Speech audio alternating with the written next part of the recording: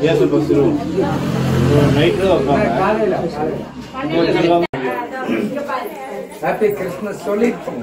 Happy Christmas. Advance Christmas, solid. Happy Christmas. Happy Christmas. Thank you, Solar. Thank you, Solar. Happy Christmas. Happy Christmas.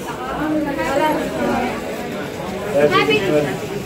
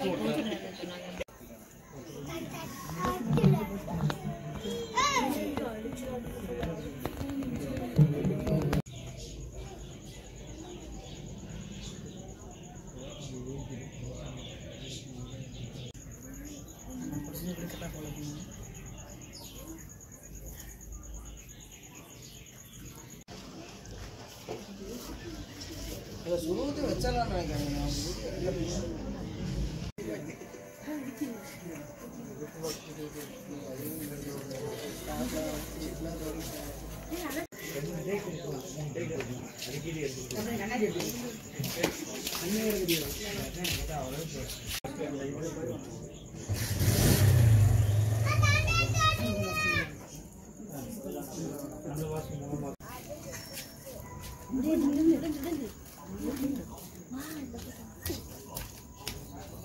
Christmas.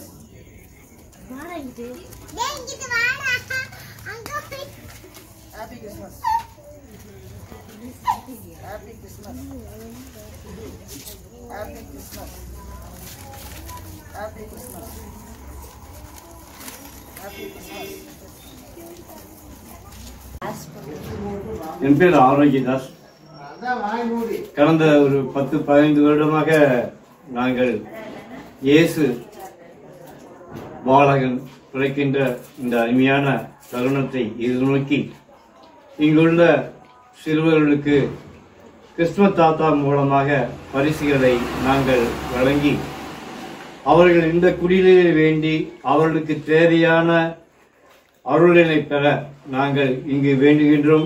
அவர்களும் தங்கள் குழந்தை பாக்கியத்துக்காக இந்த மாதிரி மிகப்பெரிய கொடூரமான கொடிய நோயான கொரோனா விடுவிக்கவும் நாங்கள் இந்த வருடம் கொரோனா நோயை போக்குவதற்காக கொரோனா தடுப்பு மாஸ்க் போட்டுள்ளோம். அதேபோல ஒவ்வொரு மக்களும் மாஸ்க் போட வேண்டும், தகுந்த இடைவெளி விட்டு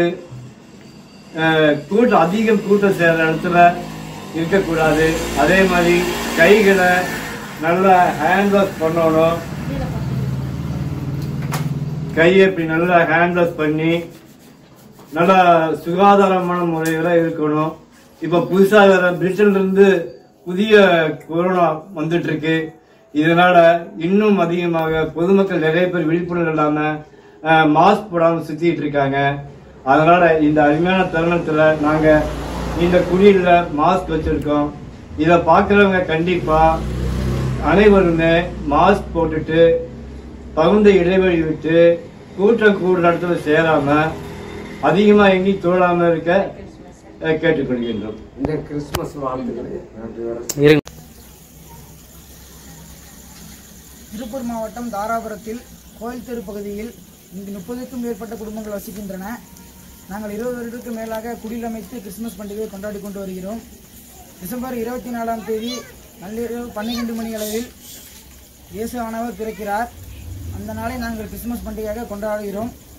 இந்த சமயத்தில் கொரோனா தொற்று ஏற்பட்ட காரணத்தால் நாங்கள் இங்கு வரும் அனைவரையும் ஜெபிக்க வருபவர்களை மாஸ்க் அணிந்து கொண்டும் கிருமி நாசினி பயன்படுத்தி கொண்டும் வரும்படி அறிவுரை கூறுகிறோம்.